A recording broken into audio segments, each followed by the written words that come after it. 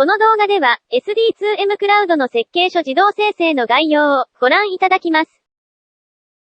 設計書を生成するには、Chrome ブラウザに SD2M クラウド設計書自動生成サービス拡張機能を追加します。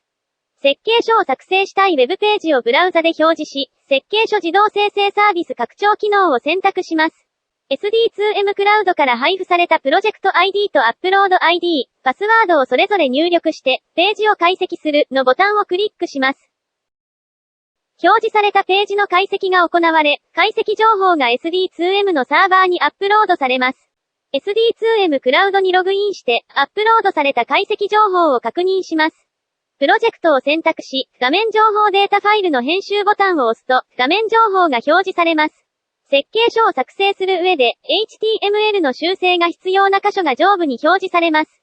解析した画面情報に加えて、設計書に必要な説明などを追記することができます。また、設計書に不要な項目を除外することも可能です。ここで、設定した情報は、システムが更新されて、再度画面解析情報をアップロードした場合でも、保持されます。保存ボタンを押して、追加情報を保存します。アップロード一覧に戻り、ダウンロードしたい画面を選択し、設計書ダウンロードボタンをクリックします。画面解析情報をもとに、Excel の設計書が作成され、ダウンロードされます。設計書には対象の画面のキャプチャ画像が挿入され、項目番号が貼り付けられます。画面に貼り付けられた項目番号は設計書の項目番号と対応しています。